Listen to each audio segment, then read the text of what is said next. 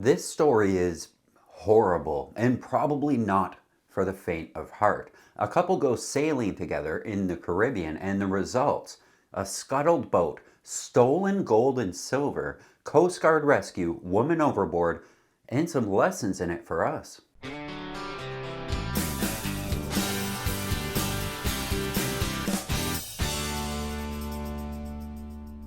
Lewis Bennett, a dual citizen of Australia and the UK, was an avid sailor who received a certification from the Royal Yachting Association in the United Kingdom as a coastal skipper. This training included introduction on emergency procedures such as man overboard protocols and night sailing safety. Bennett also had hands-on sailing experience on the open water for extended periods of time, including a 3-month voyage from St. Maarten to Australia. Not only did he sail a lot on his own boats, but he volunteered as crew. On one such crewing opportunity, he was aboard the Kitty R, a big Beneteau Oceanus. As crew, he assisted in passage making and sailing the boat, but this is where things get weird. The boat was in St. Maarten for a time, where Lewis had called the local police from the boat to report a break-in. Someone, according to Lewis, had come aboard the boat and stolen some valuables. The St. Maarten authorities came on board and investigated. The owners of Kitty R had brought with them some gold and silver collectible coins. The set in total was worth over $100,000. Now, I can see why you might want gold and silver on board. It's an international currency. It works anywhere. Or maybe just because it was their prized coin collection. I can't see why an unpaid crew member would know about it. I'd keep that kind of thing well hidden on board. I wonder if Kitty R's insurance company approved an extra $100,000 in gold and silver on board. Anyway, it was reported stolen and life went on. Lewis Bennett ends up meeting Isabella Hellman, this adventurous, wonderful woman with a spirit for travel and a love for life. Romance ensues, and they go all over the world and have, from what the outside seems to be, a very wonderful life together. They get married and have a baby. Now, Lewis, being a sailor, when it comes time for the honeymoon, he of course wants to go sailing. They get their hands on a 37-foot catamaran, a Louisiana 37, called Surf into Summer. This is a very early Fountaine Pajot they made from 1983 to 1988, and there were about 80 of these hulls built in total. 37 feet long and 8,800 pounds, with a beam of just 20 feet. A small catamaran by today's standards, but with a draft of 1.3 feet with the boards up, a very well suited boat for Caribbean travel. The boat uses a gas outboard in the middle and a fractional sloop rig, and the cabin house is small, just over the center of the hull, with companionways to access the cabins in the hulls on each side. The couple flew to St. Maarten to meet the boat, get her provisioned and ready for the honeymoon sail all the way back through the Caribbean to Florida. And this is where there's a claim that a murder conspiracy started, but we'll get to that. They set sail from St. Maarten on to Puerto Rico, and then from Puerto Rico to Cuba. Now, Cuba is an interesting choice because it's kind of hard to get into, especially on a boat. Most cruising sailboat couples skip Cuba entirely because of the red tape involved in it, but these two went, and here's an important detail. On board Surf into Summer, their 37-foot cat, they had an EPIRB and a sat phone, which are two very important elements to have on board if you're going to make ocean passage. If you watched our special on SV Platino, you can see how those two devices can definitely save your life. But Lewis Bennett had not activated the EPIRB or the sat phone when they left St. Maarten. They had the devices on board, but neither one of them worked yet because they weren't programmed or activated on any kind of service. Kind of stupid. Anyway, they get to Cuba and Lewis makes the arrangements to activate these devices from Cuba. So now they will work if they need them. But now they're just about 100 miles from the US on the north side of Cuba, and the ocean in between is fairly easy by cruising passage standards. It's good weather forecasting in there, no real big dangers, and it can be done in a 24-hour window, but you'll have to sail at night a little bit.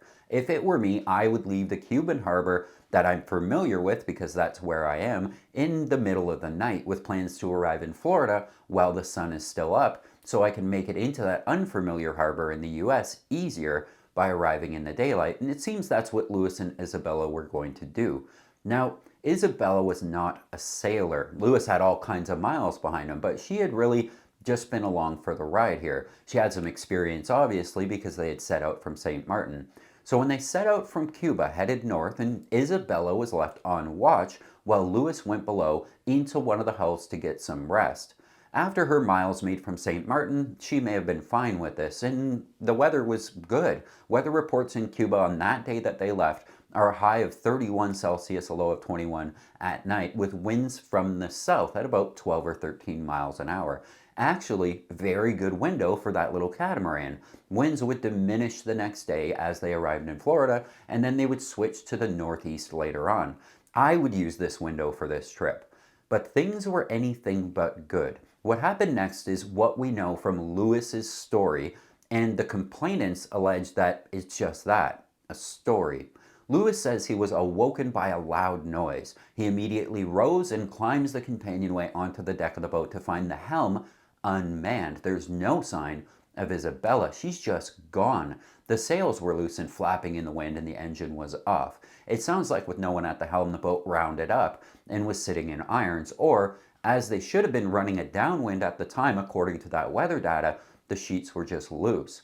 Lewis says he then investigated the noise he heard. Remember, this is the middle of the night, and he found water coming into one of the hulls. He immediately deployed the life raft, got his ditch kit. A ditch kit is something we usually have on the ready when we're on passage. It'll have things in it like our passports, our important documents, some water and food, safety gear, and probably some flares.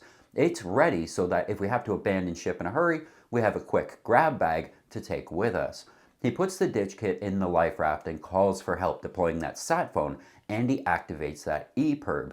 He then gets in the life raft and waits for rescue. That's his story. The U.S. Coast Guard gets the call. Watchstanders with the 7th Coast Guard District Command Center received an emergency position indicating radio beacon alert at approximately 1:30 a.m. Monday from the surf into summer. The watchstanders also received a call from the international sat phone stating the owner, Lewis Bennett, of the vessel reported that his boat was taking on water after the vessel reportedly struck an unknown object, and he was abandoning the vessel. Bennett notified the Coast Guard that his wife was missing at that time. Rescue crews were launched to assist in the search for Hellman. Air Station Clearwater dispatched an MH-60 Jayhawk. Air Station Miami dispatched an HC-144 Ocean Sentry, and 2 fast rescue cutters were dispatched, the Coast Guard cutter Kathleen Moore and the Charles David Jr. The Coast Guard helo crew found the vessel via the EPIRB signal and the life raft pretty quickly, and they rescued Lewis by deploying a swimmer and hoisting him up. When they pulled him from the life raft, they also noticed everything else he had with him: backpacks, duffel bags, a ditch kit. When the swimmer grabbed one of the bags, he noticed that it was extremely heavy. This would be a focal point in the court case later. The helo brings Lewis into an air station in Florida for medical attention and turns back to search for Isabella, who had reportedly gone overboard about 30 miles west of Key Sal, Bahamas. After searching with helos, the cutters, and other assets, the Coast Guard can't find her anywhere and ultimately calls off the search. There's no record of their baby ever being on board, so at least there's that. Now, the law starts to catch up with the situation back in the US, and they find that the extremely heavy bag was full of coins, gold and silver coins. Quickly, they put 2 and 2 together and connect the coins back to the reported theft from the Kitty R back in St. Maarten that he had crewed on in the past, and Lewis is charged with theft over $5,000. He's in hot water at the time, and a legal complaint is then filed against him for murder. This is where it gets really scary. The complaint is pretty comprehensive, and I'll assume it was started by Isabella's family, but there's no record of where it actually comes from. It may have been law enforcement. Ultimately, the FBI gets involved and arrests Lewis on a murder charge. While you're here, if you like these videos, please hit that subscribe button so we can bring you more, and click the thumbs up button for me. It really helps us know what people like. The complaint that came out employed a naval architect to examine all the evidence, including pictures and video of that 37-foot catamaran, which eventually did sink. It alleges that in the data, there's a noticeable damage to one of the hulls, a hole punched in it, causing it to take on water as if they had hit something at speed, which is consistent with Lewis's story. However, the naval architect notes that the hole appears to have been punched in the hull from the inside out, as if someone had made the hole on purpose. It also notes that the escape hatches are open. Now, we know cats have escape hatches on the underside in case the cat ends up upside down. A monohull getting knocked upside down by the forces of the wind and the sea will usually right itself popping back upright, but a cat, if it ends up upside down, it can't right itself. So manufacturers are required to put escape hatches on the underside. So if you're inside the boat and the boat flips over, you can still get out. I can't imagine anyone would think to lock these somehow so a bad actor couldn't open them on purpose. I mean, who would do that? Then the boat would sink. Anyway, the hatches were open in the Coast Guard images and video from the helicopter, and the boat capsized and sank, making it certainly seem like Lewis may have intentionally sank the boat. Further, that complaint alleges that Lewis, an experienced sailor trained in passage making and safety equipment, left Isabella on watch in control of the vessel unsupervised, but did not have her wear a PFD or a harness or a personal radio beacon. She was just out there on deck in a small catamaran at night in the ocean with no safety measures whatsoever. It makes it look like he was either careless and negligent as a captain of this vessel, and she may have accidentally fallen overboard in the night. And negligence is pretty serious by itself. If he had the knowledge to prevent her death and didn't use it, that's pretty bad. But this story gets even darker. It accuses Lewis of a conspiracy. Not only was he negligent for not outfitting Isabella with safety gear, but there was a plan in place the whole time. The complaint cites the purposeful choice not to activate the EPIRB or the sat phone back in St. Maarten, where he should have had it all ready to go. He didn't activate it until Cuba because allegedly that's where he planned to sink the boat, and thus that's where he would need to be rescued. He had planned Isabella's disappearance from the start. That's what it's alleging. And the judge agreed that something was fishy, and the case went to trial on the basis that Bennett was an experienced sailor who received that certification from the Royal Yachting Association in the UK as a coastal skipper. His training included emergency procedures such as man overboard protocols and night sailing safety. Bennett also had hands-on sailing experience on the open water for extended periods of time, including the 3-month voyage from St. Maarten to Australia. In contrast to Bennett, his wife had not been trained in emergency sailing procedures at all, did not have a sailing certification, and had substantially less sailing experience.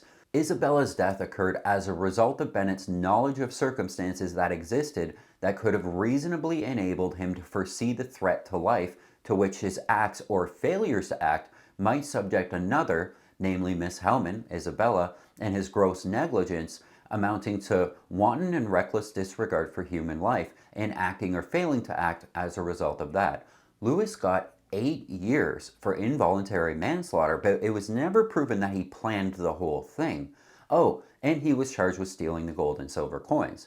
What this teaches us is that if you're the experienced sailor and have reasonable skills to prevent injury or death on your boat and you don't use those skills, you can be charged with that negligence. It's our responsibility as captains of the vessel to keep everyone safe to the maximum of our ability, making sure everyone has a PFD, fitting jacklines and harnesses when applicable, and installing the right safety equipment like EPIRBs or sat phones. But also, who we let on our boats is important.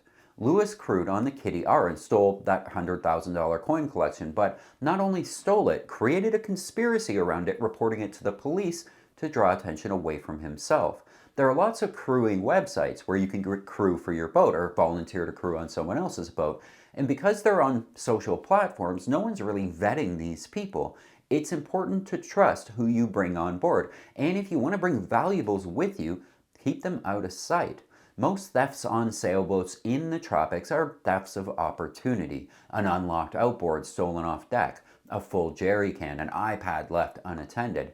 Taking steps to make your boat a less likely target are pretty easy, and they do go a long way to prevent the theft of opportunity. What do you guys think? And what other stories have you heard from sailors that we can learn from? If you have a good story to tell, please let me know at comments@practical-sailor.com. I'll see you guys next time.